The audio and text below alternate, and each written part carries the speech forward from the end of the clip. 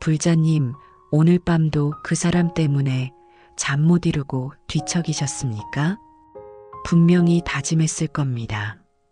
이번엔 정말 끝이다. 다시는 받아주지 않겠다. 라고 말입니다.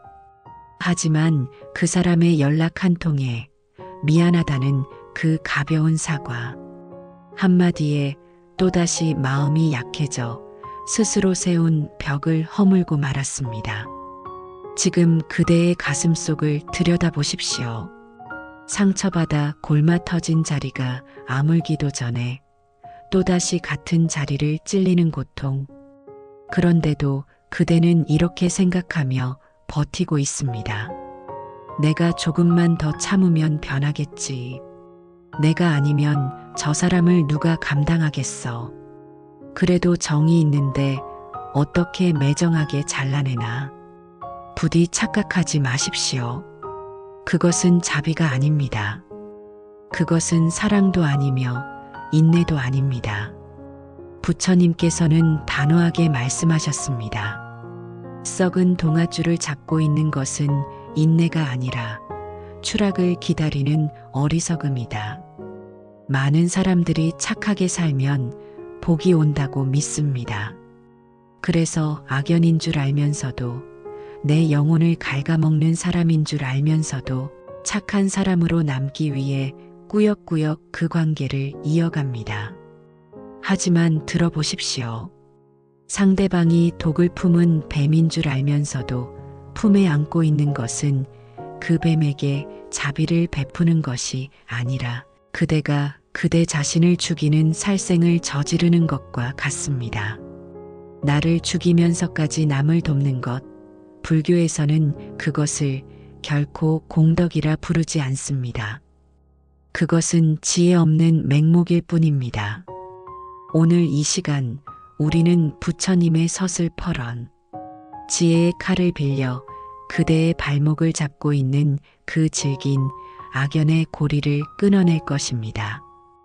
왜 우리는 쓰레기통에 버려야 할 인연을 보물단지처럼 모시고 사는가?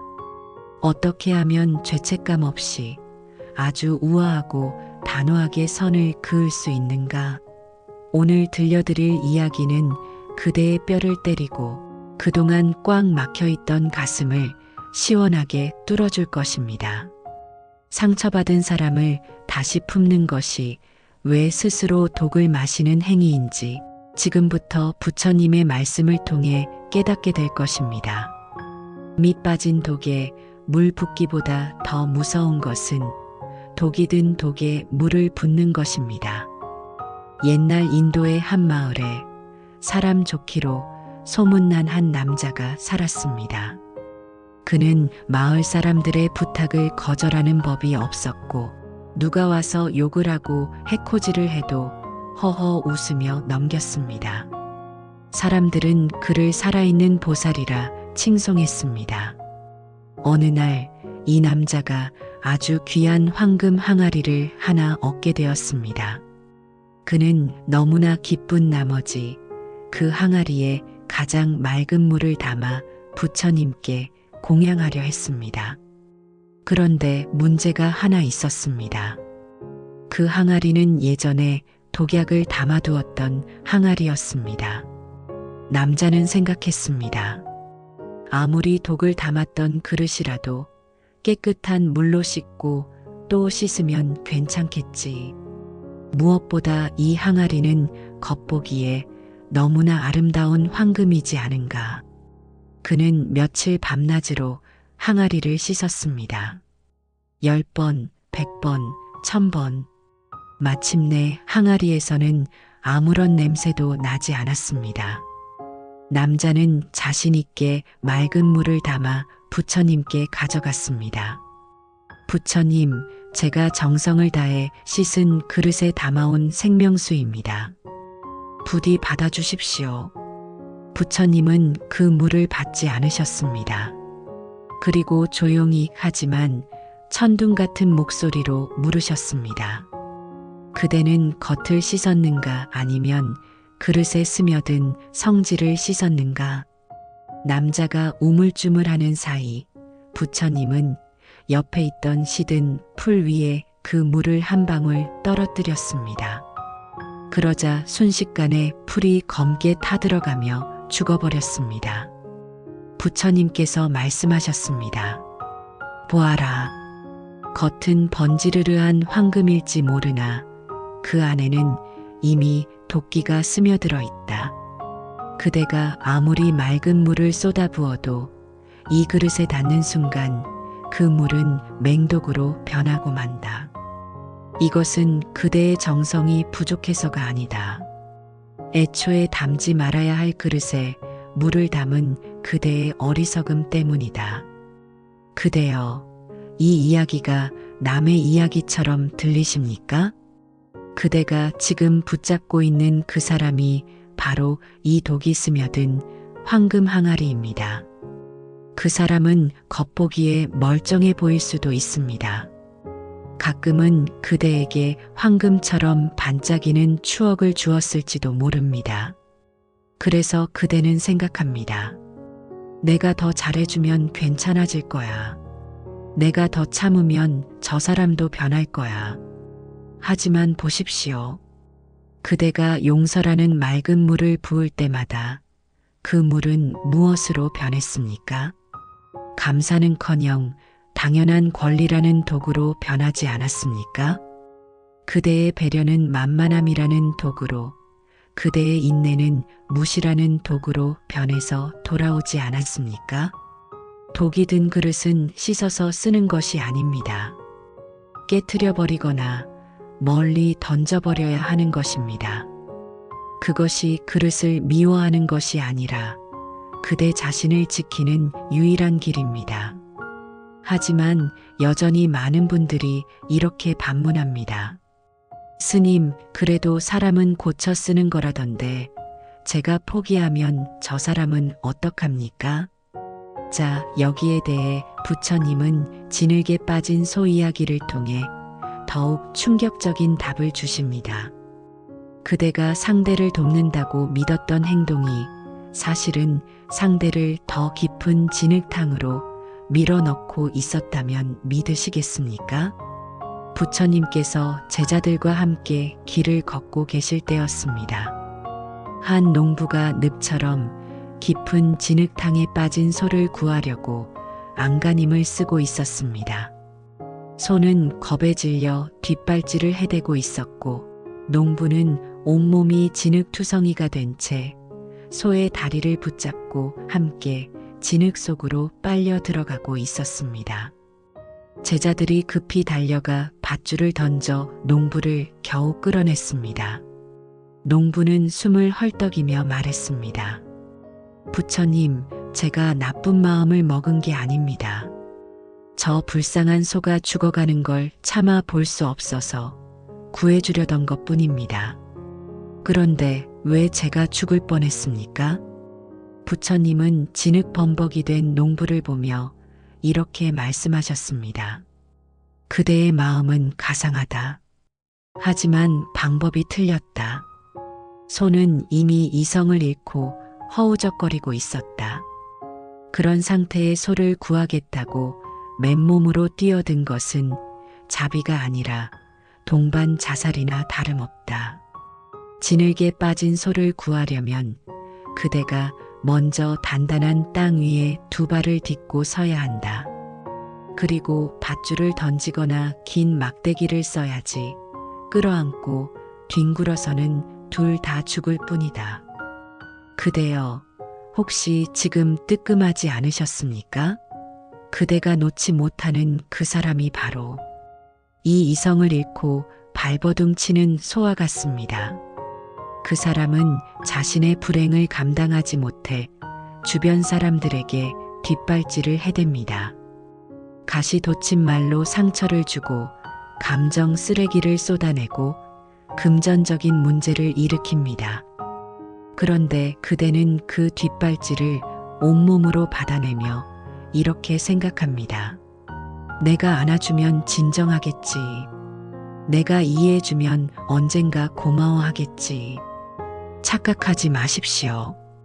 그것은 그대를 늪으로 끌고 들어가는 것입니다. 그대가 그 사람의 빚을 대신 갚아주고 그 사람의 무례함을 대신 사과하고 다닐 때 그 사람은 늪에서 빠져나오는 법을 배우는 것이 아니라 내가 사고를 쳐도 누군가가 해결해 주는구나 라는 나쁜 습관만 학습하게 됩니다. 부처님 말씀처럼 그대가 단단한 땅 위에 서 있지 않으면 누구도 구할 수 없습니다.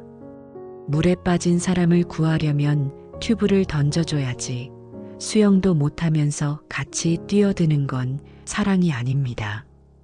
냉정하게 들리겠지만 그대는 그 사람의 재활센터가 아닙니다. 그 사람의 인생은 그 사람이 감당해야 할 몫입니다. 그렇다면 우리는 언제 손을 놓아야 할까요? 그래도 사람이 변할 수도 있지 않으냐는 미련이 남을 때 부처님은 깨진 거울을 보라고 하십니다. 한 제자가 부처님께 물었습니다. 스승님, 저를 괴롭히는 사람이 용서를 빕니다. 다시 받아주어도 되겠습니까? 부처님은 손에 든 거울을 건네며 말씀하셨습니다. 이 거울을 보아라.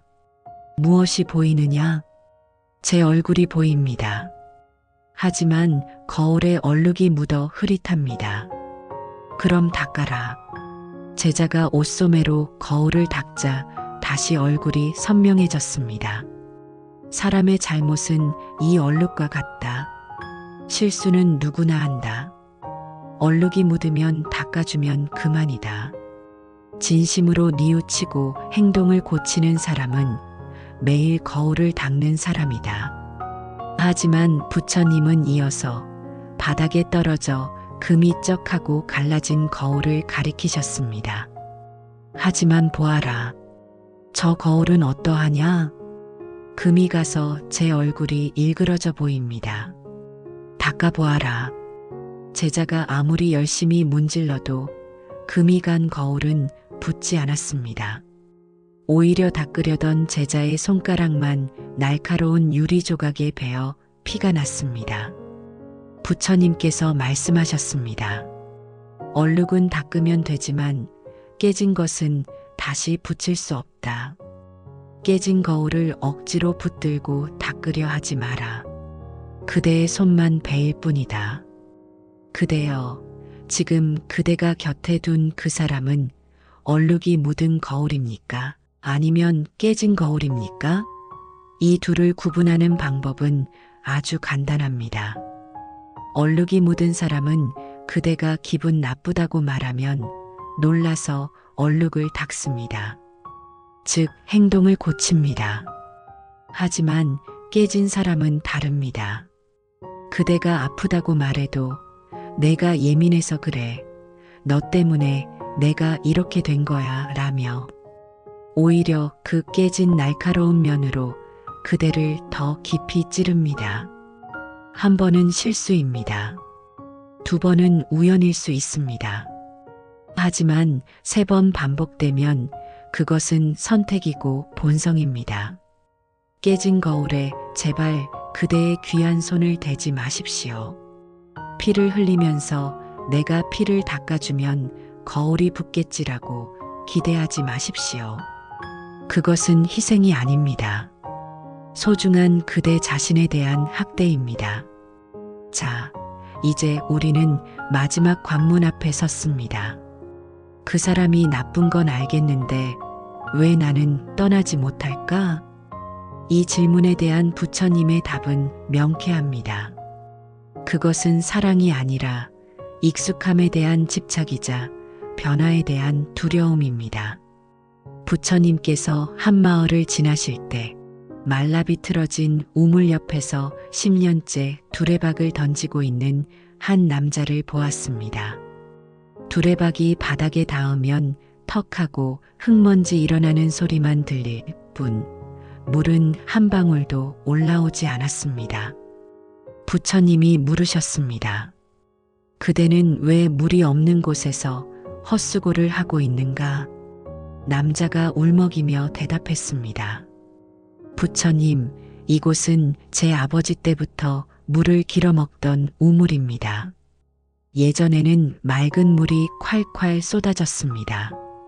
제가 조금만 더 깊이 파면 언젠가는 다시 물이 나올 거라 믿습니다.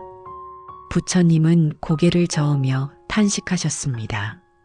그대여, 이 우물의 맥은 이미 10년 전에 끊어졌다.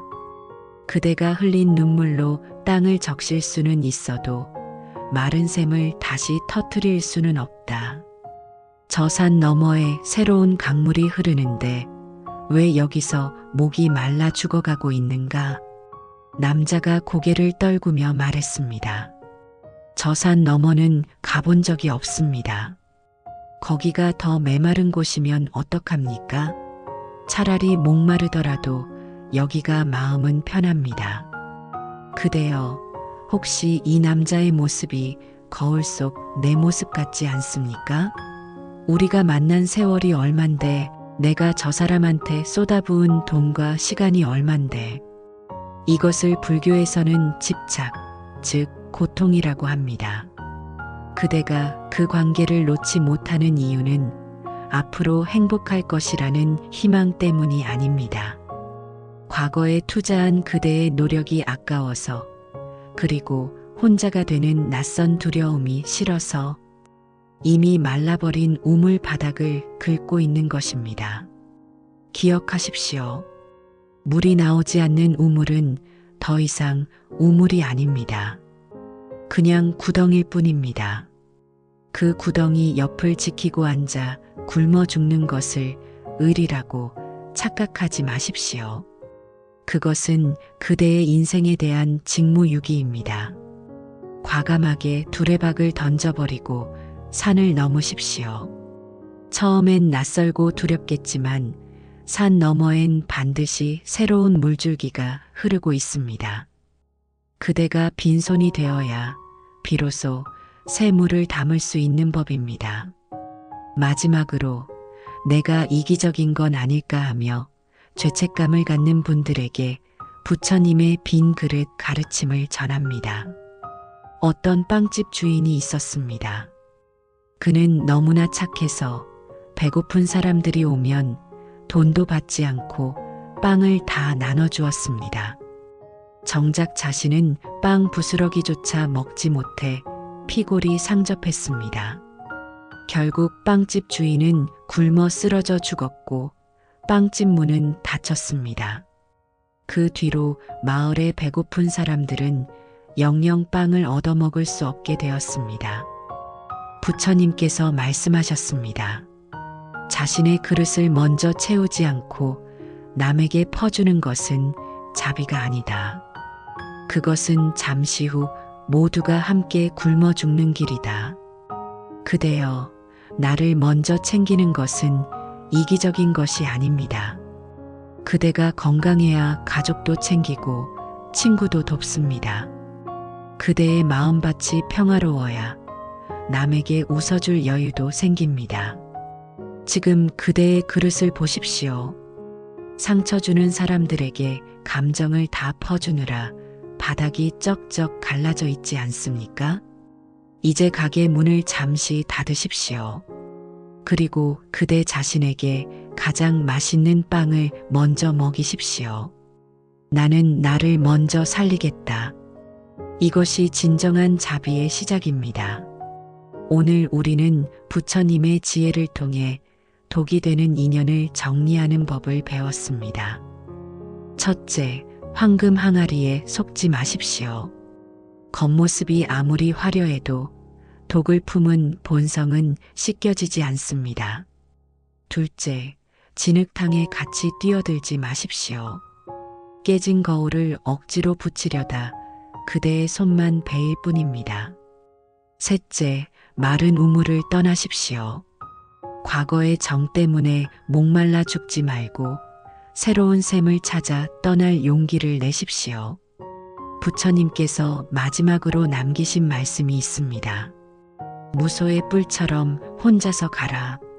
소리에 놀라지 않는 사자처럼, 그물에 걸리지 않는 바람처럼, 진흙에 더럽혀지지 않는 연꽃처럼. 악한 인연에 휘둘리지 말고 그대의 길을 묵묵히 걸어가십시오. 지금 이 영상을 끝까지 보신 그대여. 이제 그대의 손에 지혜의 칼이 쥐어졌습니다. 이 칼로 그대를 괴롭히던 질긴 인연의 밧줄을 끊어내시겠습니까? 아니면 다시 그 밧줄에 묶여 끌려다니시겠습니까? 오늘 밤 조용히 눈을 감고 스스로에게 선언하십시오. 나는 더 이상 독을 마시지 않겠다. 나는 나를 가장 먼저 사랑하겠다. 이 다짐이 흔들리지 않도록 지금 좋아요를 눌러 그대의 결심을 보여주십시오. 여러분이 누르는 좋아요 하나는 나 자신과 맺는 가장 강력한 약속입니다. 또한 앞으로도 흔들릴 때마다 부처님의 지혜로 중심을 잡고 싶다면 구독 버튼을 눌러주십시오. 반야 인생 상담소가 그대의 든든한 울타리가 되어드리겠습니다. 댓글에는 이렇게 남겨주십시오. 나는 이제 자유롭다. 그대의 자유로운 앞날을 저와 부처님이 함께 축원하겠습니다. 지금까지 반야 인생 상담소였습니다. 모두 성불하십시오. 감사합니다.